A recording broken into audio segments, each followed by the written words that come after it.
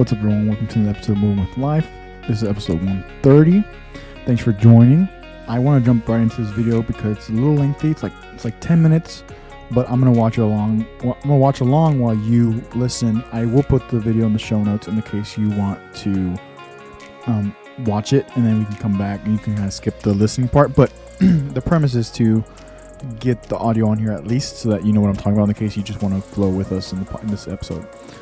So here is the title is The Real Truth About Money. Robert Kiyosaki is in an interview, and so they ask him a few questions, and then he gives his thoughts and theories on why things are the way they are when it comes to money. Tell them that, Robert. Yes. Don't tell people what you know. Right. Keep them poor. So my father was the head of education, PhD, all that stuff. I go home and ask him, said, why don't we learn about money in school? And he looked at me and says, because the government doesn't let us teach that subject. The government tells us what we can teach and what we can't teach. And I thought that was strange. And I said, but aren't we going to school to learn about money? He says, no, your job is to get a job. I said, but you get a job to earn money. He goes, no, you're supposed to just get a job. And I went, no. Isn't the purpose of a job to earn money? He goes, you're correct. I said, so why don't I just learn about money? I can skip the job part, And he got flustered and he said, if you want to learn about money, why don't you ask your best friend's father about money? And I said, why? That's Mike. So I asked him. He says, because Mike's father is an entrepreneur. And I said, what are you? He says, I'm an employee. I'm a government employee. And I went, oh, what's the difference? He says, the difference is an entrepreneur must know about money, or they're no longer entrepreneurs. And he says an employee doesn't have to know anything about money because the government will take care of them, the company will take care of them. So I'm all confused. But I took my dad's advice and I trundled over to Mike's father's office and knocked on his door and I said, hey, I'm here, 9 years old. Teach me about money. He says, beat it, kid, But that's where the story of Rich Dad, Poor Dad started. And finally, through persistence, my rich dad started teaching me about money on one condition. And that condition was he would never pay me. He says, the moment I pay you, you think like an employee. He says, that's the trap. Entrepreneurs work for free. And now I'm 9 years old, my head's cracking in half. He says, you never want a paycheck. You understand that, kid? I said, okay, I got it. And he says, well, how do I make money? He says, that's what entrepreneurs figure out. It's like, so how do I learn about money? So he would just break out a Monopoly game board. So I would work for free. I'd pick up cigarette butts, and he had hotels and restaurants, and I would clean and do menial tasks. And as I got older, I started getting into office work and marketing and accounting, and I was an apprentice basically, but I always worked for free. And he would teach me about money, but the way he taught me about money was playing Monopoly. And finally one day I got upset. I said, well, when are you going to teach me about money? He says, what do you think we're doing? We're playing Monopoly. He goes, no. What do you think we're doing? We're playing Monopoly. He says, what do you think we're doing? So I don't know. I'm teaching you about money. And then that's when, you have one greenhouse. He says, there's many formulas for great success in money. There's thousands of them. But one of the best ones is found on the game of Monopoly. It still is today. 4 greenhouses, 1 red hotel. I said, what? He says, one of the greatest ways to acquire great wealth is playing Monopoly in real life. 4 greenhouses, 1 red hotel. Is that all there is? He goes, that's it. And he says, what do you think I'm doing? And I went, I don't know. So then he took me out and he showed me his greenhouses. And 10 years later, when I was 19, I was now in school in New York, and I come back to Hawaii, and Rich Dad had bought the biggest piece of land smack dab in the middle of Waikiki Beach.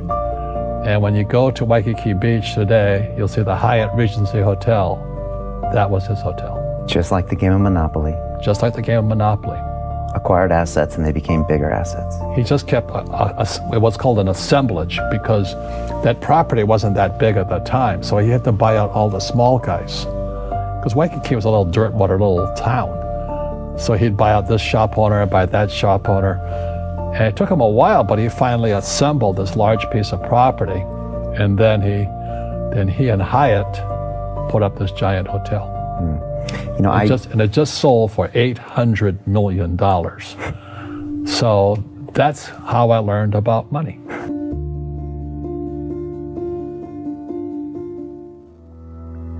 I've had financial crashes. I've had people stab me in the back, but they're all good because I grow from it. That's spirituality. Right. You know, people who are afraid of making mistakes, like they teach in school, they don't ever grow. Because spirituality is there's good and there's bad, there's right and there's wrong, there's up and there's down. Most people only want to be right, they only want to be positive. Well, you can't have that. That's not reality. Well, I wasn't poor by most people's standards, but I came from a family with a poor attitude, if you know what I mean. Because rich, poor, middle class, poverty starts with a fundamental attitude. Poverty is passed on. It's taught in your families. And middle class is taught in families. And so the people right now who are sitting at home, who are struggling financially or worried about money or unhappy, they may be making a lot of money, but unhappy with what they're doing, it was probably taught to you. You know, your super ego was taught, get a job, work hard, or you'll never be rich, or the rich are evil, or whatever. The school system will never teach you about money. The school system was designed to teach you to be an employee, which is important, or a doctor or a lawyer, a specialist, but never about money. And what most people lack is real business knowledge, like accounting, like debt, like taxes. You got to know that stuff, but they don't teach it in school to anybody. So, and then when people ask me, how did your rich dad learn this when your poor dad, a PhD, didn't? And the answer is very simply, my rich dad, who's my best friend's father, his father died when he was 13. So his rich dad had this family business at 13 to run. So he had to drop out of school, which was his blessing. There's blessings, and sometimes a blessing doesn't look like a blessing, but it turned out to be a blessing. And then his teachers became his bookkeeper, his accountant, his attorney, his banker, his real estate agents. So he has what I call real teachers, not these fake teachers in school. You see, most teachers in school, they're out of ethics. They teach subjects they themselves don't practice. I asked the teacher, I said, I'm in my third year of calculus now. It was called strength of materials. I said, am I ever going to use this stuff? He goes, no. I said, why do you teach it? He says, because I get paid. I said, do you ever use it? He goes, no. And that's why, you have to, in life, one of the things I suggest to people, you got to find a real teacher versus a fake teacher. And a fake teacher is somebody who doesn't do what they teach. And a real teacher is doing what they teach every day. So my accountants, my attorneys, they're in it every single day. And that's how I learn, because every day I'm solving problems in my business.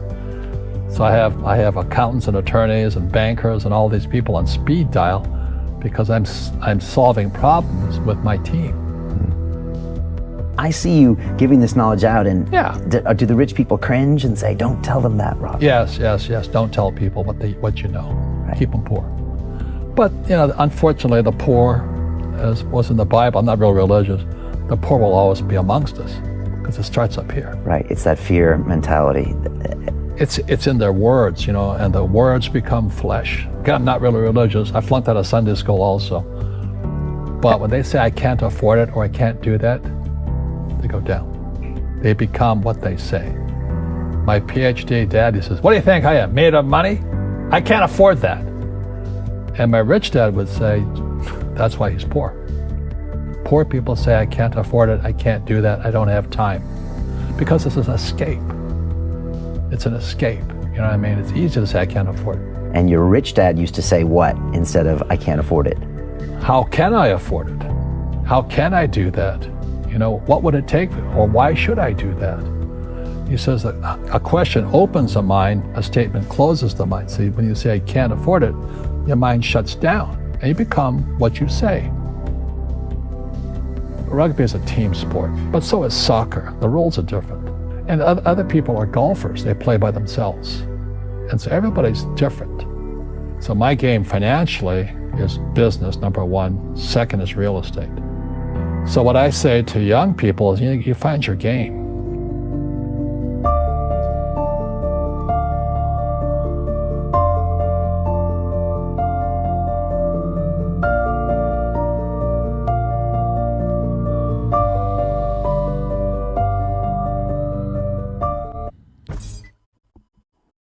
So there's another little. No, it wasn't that. I guess it wasn't so little. It wasn't as.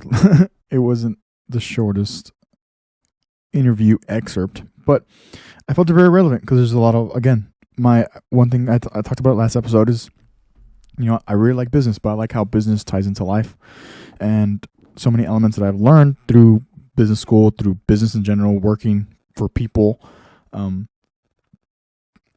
the human aspect, but then also how business concepts do and are relevant to life as well. This video, one of some of the notes I made as I was re-listening along with you all was, you never want a paycheck. Be your own boss. Someone, I don't remember who. It might have been Charlie Munger, because I know I've been talking about Charlie Munger a lot. I've been talking Elon Musk, Robert Kiyosaki. I believe he's come up a few times. There's a few people that I've been reiterating because these are the people that I'm kind of like in tune with at the moment. And not that I haven't been before, but I'm just in I'm in the next phase of these things that either we've heard before, I've talked about them, or we've heard it before, or I've talked about it, I don't know who I heard it from. Maybe it's him or anybody else. It might have been Charlie Munger, but it says, a salary. Let's see if I can find it. But it generally says a salary is what keeps people at bay. A salary. Let's see. I'm trying to see who said it. Okay, so Kevin O'Leary is one of them. It says a salary is the drug they give you to forget what. Hold on. I'm trying to see what it says. A salary is what they give, is the drug they give you to forget your dreams. So Kevin O'Leary. So okay, I remember this. I don't remember who had said it, but I remember there was a salary, and it's that quote. It's that where a salary is given to you as an employee, especially when when you go from hourly to salary. It's like, usually it comes with a promotion. Usually it comes with more leadership, more responsibilities. But with that, comes more time. Where let's say even if you're already at your 60 hours in the week and they need you and you're on salary, you're probably going. You're probably going. You're probably going. And that's one of the illusions of a salary. It's not bad. Because then we can argue and we can find ways to, like, okay, if I'm on the salary, how can I live the best so that I can invest, so I can do other things, so I can grow my wealth, whether that's buying real estate, whether it's renting real estate on the side. It could be there's many things it could be. But the premise is the same.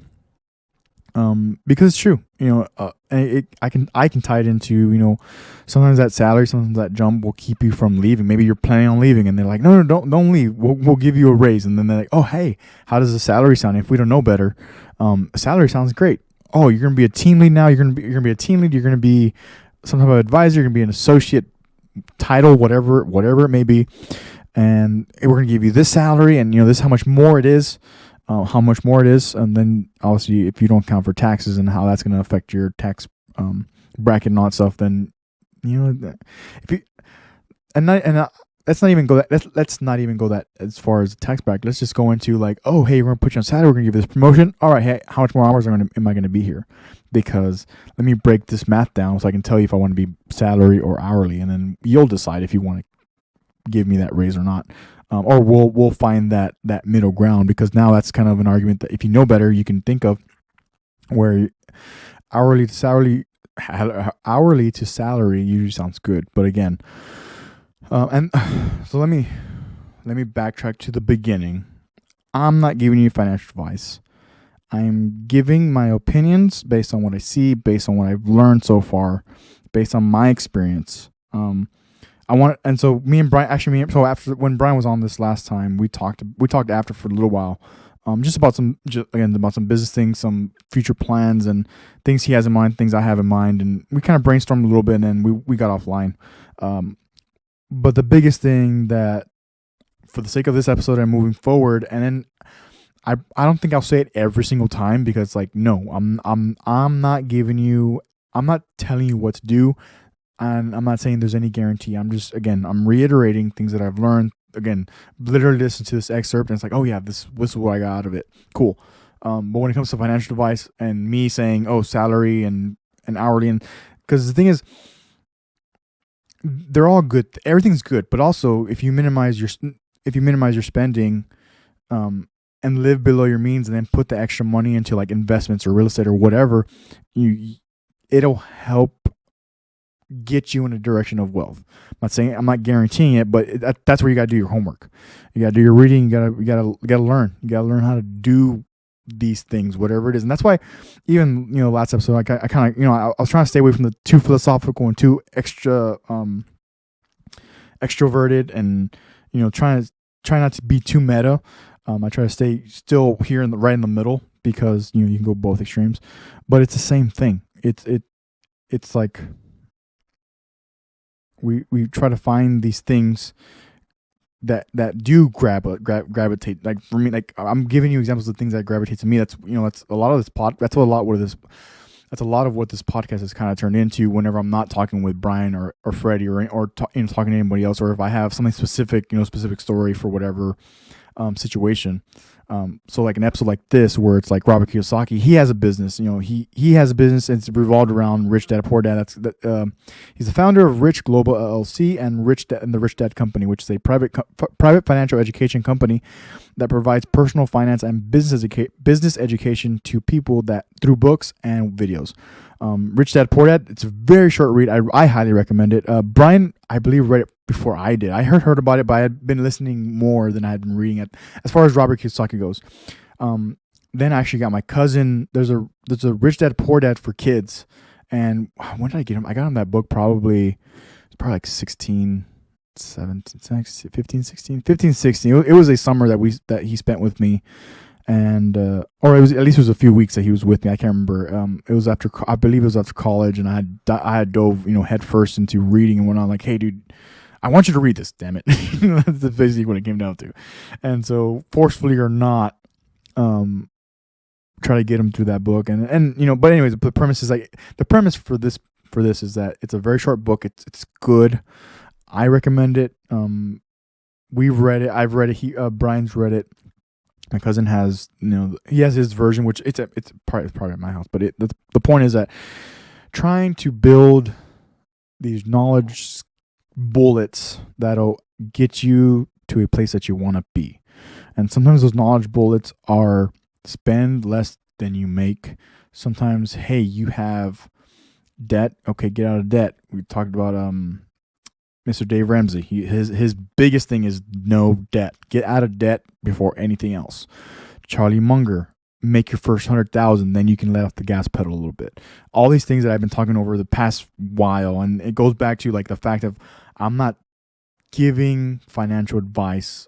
I am not a financial specialist. I am not a doctor in anything. I am giving life stories and life experiences and my opinions, strictly opinions on what I've seen work and what I've seen not work, what I'm more or less what I'm doing myself. But then I try to keep it vague, because again, some of my goals and aspirations, I don't want to dive too deep in them, because they're mine. They're mine. They're near and dear to me, and I'd like you. I encourage you to find what it is that's near and dear to you too, with the point of that you don't want to talk about it, but it gives you that positivity boost to just push forward in the day.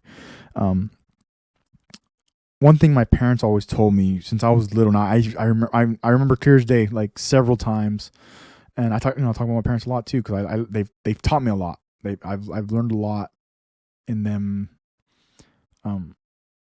telling me different things that they had learned up until that point in their lives whenever they told me these things. But I was very young. I was probably, I want to say I was 8 when I remember this particular moment. But ever since I can remember, it was always be your own boss. And I didn't, it's like, okay, because it's like, oh, I want to do this, Dad. I want to do this, Dad and Mom. I want to do this, Mom and Dad. I want to do this. And they're like, no, you want to be your own boss. And I was like, okay. And again, like he was talking about, he was 9 years old and his dad's telling him, like, he's just blowing his mind. He's like, go talk to the other dad, the rich dad. I didn't have the same experience, but one thing that I was always encouraged to do was to be your own boss. I said, And, for the sake of the way life has panned out, it's like, I have found my own balance of that, because there's many things that interest me. So it's just finding, there's many things that interest me. So it's finding the balance that, allows me to do a little bit of everything, kind of touch different wells. Again, talking about business, I like music, being a musician for so long, now working in the medical field. It's like, there's things that I want to accomplish in my life, and it's like, cool. I want to learn. I like learning. I like learning. I like business.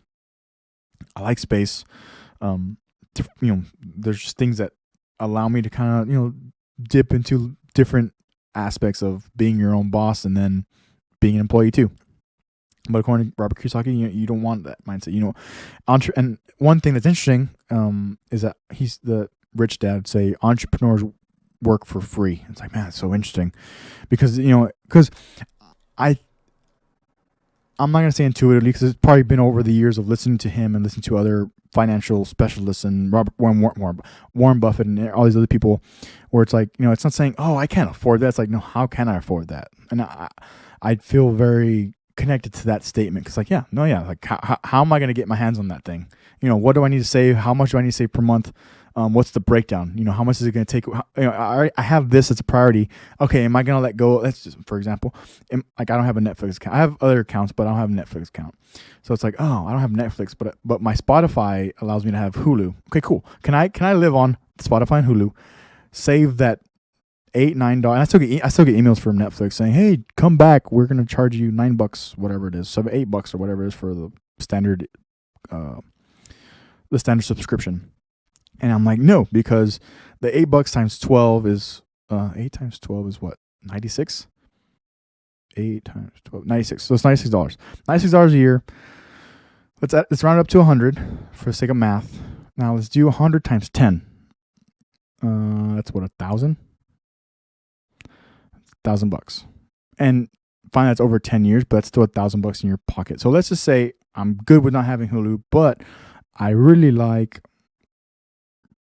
photography. Let's say photography, because I have a photography kit back home. Let's say I run, which I do run, right? So I need running shoes.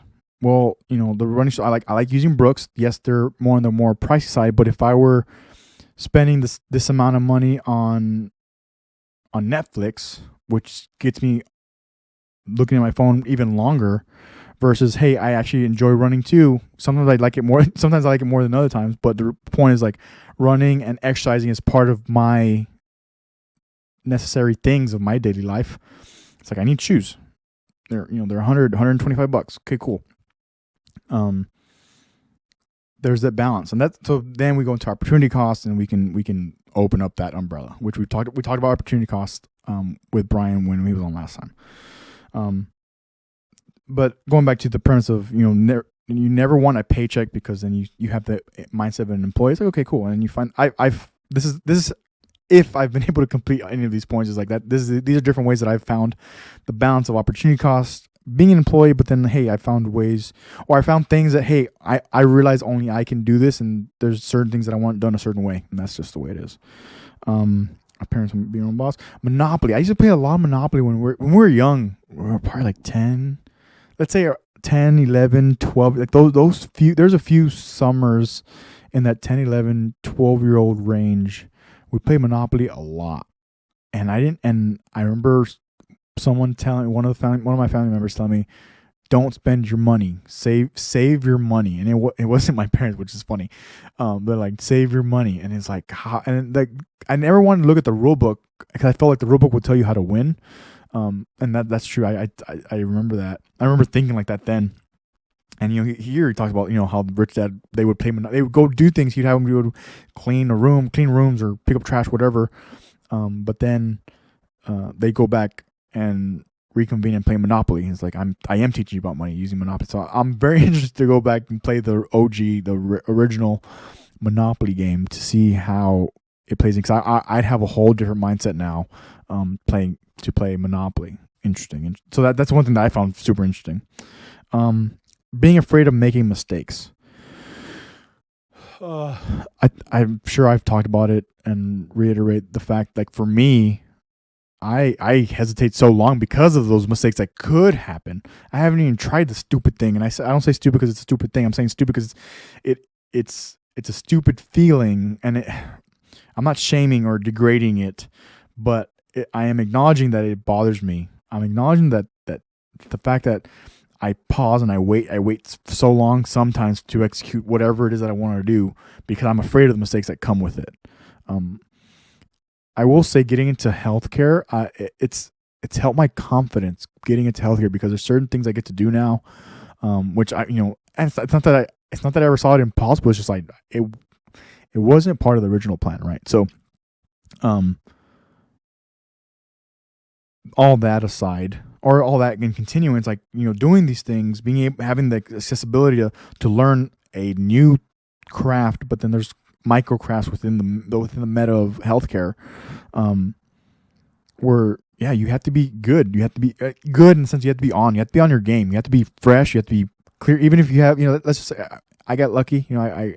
My shifts are pretty standard as far as time, how much time I'm going to be there at the location, but I just started watching Night Watch, which they're in New Orleans. It's a bunch of medics and law enforcement officers, and they're working like 16-hour shifts, sometimes longer, and no matter what, they have to be on their own game because someone's life's literally in their hands. Literally, there's been some interesting cases that's like, man, when you understand even a little bit of medicine, it's like, and you see what they're doing, it's like, oh cool, I know what that. Oh, I know what that is. I know they put an 18 gauge IV. Oh, that's great, whatever. But being afraid of making mistakes in business, I have to argue, it's like, it happens in medicine too. Even with doctors, it happens. It happens, right? We don't want to. You don't want it to. And whatever you're doing for your work, whatever you do for work, school, work, whatever you're doing, I don't think you want to make mistakes. But then we can't let those possibilities keep us from wanting to learn or get better at the craft. I love that he talks about afraid of making mistakes. Interesting story that I didn't realize. I didn't remember if it isn't Rich Dad Poor Dad, the book. I didn't remember it, this part of the story, but where a blessing doesn't always look like a blessing. Where I think he was saying in the excerpt that Rich Dad basically took over his family business at the age of 13 because his dad passed away, and that's something you can't account for. I mean, I don't want to go too deep into losing a family member, like such as your parent, whichever parent, but can't even fathom at the moment like how that would feel, and to take over a business. Is, I mean, I'm I'm gonna be 30 pretty soon, and it's like I'm still I'm still going through my own set of tracks to make sure I have stuff dialed in for things that I want to do and things and how I want to accomplish them. So I can't even. At 13 years old, I was playing baseball. I was traveling with with my parents. We were doing things. I was at home. We were at my grandparents' house. I'm out in the fields and getting dirty and running and riding bikes and jumping the canal and all these other things. To take over a business at 30 is like, oh, it's crazy. However, I love how he told in. He was taught. Robert Kiyosaki, but then also Rich Dad was taught by people who do the thing that they needed, the thing that in his case that they needed to learn. But then now Robert Kiyosaki's like, my accountants, they do accounting every day. My lawyers, they do lawyer stuff. My let's say construction workers, they do construction work. I'm learning from them because they do the craft, whatever it is.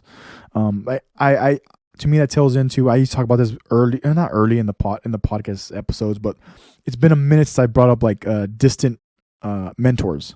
So like I felt like when I first learned about Jocko back in 2016, and I started reading it, and then leading up to developing this podcast, I started with Brian Eddy, then kind of dove off by myself, and I've kind of been in and out with different interviews now, but just the evolution of what Moving with Life has turned into, but the premise of finding the people who do these things. So like Jocko, he's been to war, he now owns a business, and he's tied all these principles, he's tied them into being even a decent leader, will take these principles and like just exponentially make them better. And for some reason that attracts me. So I've been learning about that. I read about it. I try to read people's accounts, back in World War II, Vietnam. Those are probably the primary wars that I've read about and have not the thorough knowledge, but I feel like we can have a conversation about it. Right.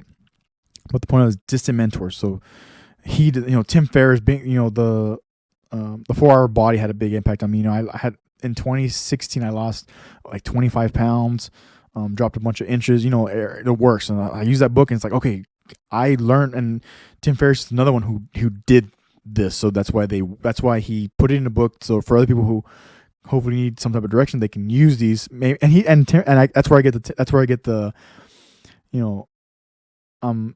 dismissing myself as far as like, hey, I'm not giving you advice. This is solely opinions, things I've learned, things that I'm not a doctor, I'm not a lawyer. I get all that stuff from Tim Ferriss because he puts that in his podcast, because these are things that have built up from experience.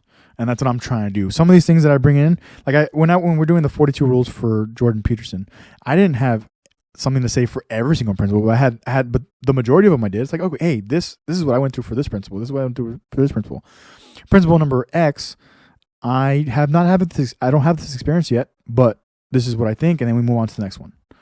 But it was just a point of stating the principle because it's part of Jordan Peterson's principles that I try to use for myself. But yeah, do what they teach, and that tied me back to distant mentors. Mentors that have they walk, and now, and it's cool. The cool thing is the evolution of social media and YouTube and podcasting. It's like you can learn. Dr. Rhonda Patrick. Because of Joe Rogan, I then found Tim Ferriss, then found Joe Rogan, found Dr. Rhonda Patrick.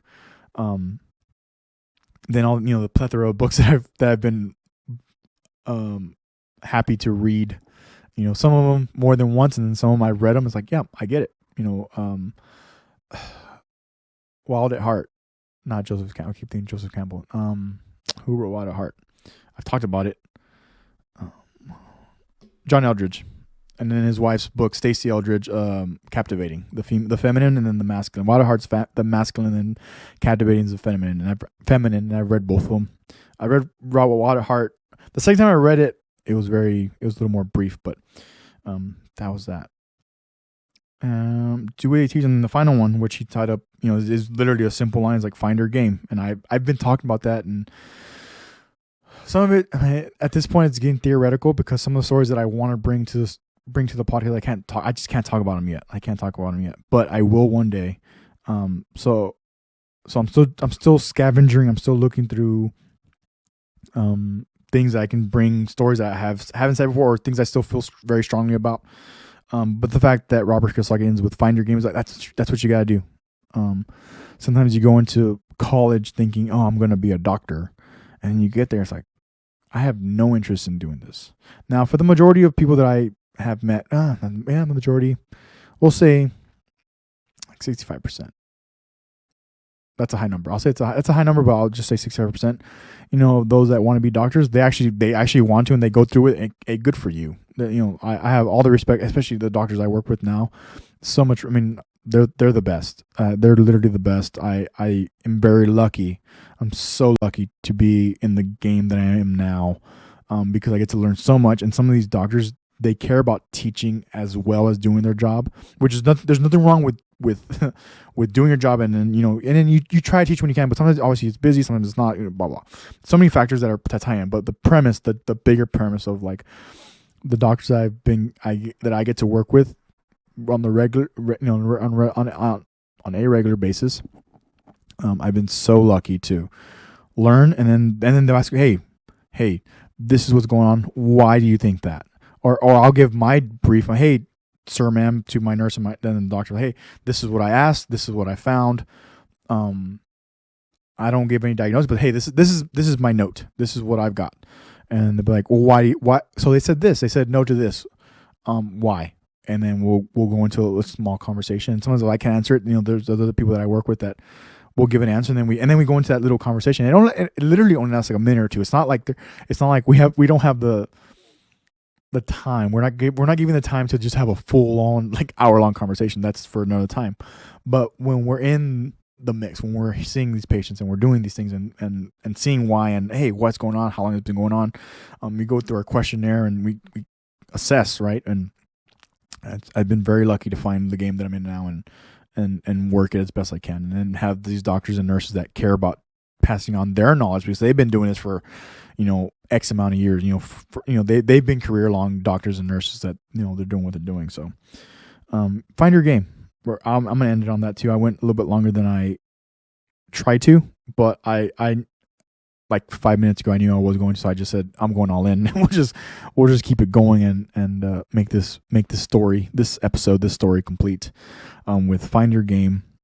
Don't be scared to leave one game for another, because you become resentful, you become regretful you didn't at least try. We've talked about all that stuff, and I don't want to blabber on too much about it, but this is another episode where you can hopefully use it and take a hold of it and go find your game, whatever that may be. And if you need to make a change, cool. If you don't, if you're gonna go all in on whatever it is that you're doing now, freaking bet, good to go.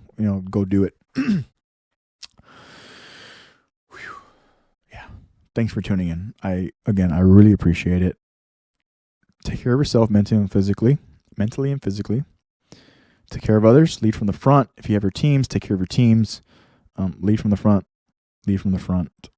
Take care of yourself, but lead from the front when you have your team with you.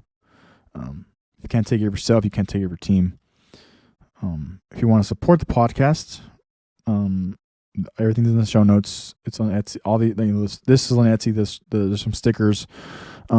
Email's always available. The Instagram's always available. If you want to chat, I am more than happy to chat, whether it's business, finance, economics. And if we can't, and I say this to my coworkers and friends, it's like, hey, if I don't have the answer, we'll find it. And that's probably one of my favorite things is finding an answer that can help you get what you want. Because I think it's necessary, and sometimes we need help, and the harder part is asking for the help, but then when you get the help, it's like you feel better. So signing off now. Y'all have a good rest of your week. Hopefully you've taken something from these episodes, and until next time, we'll see you very soon.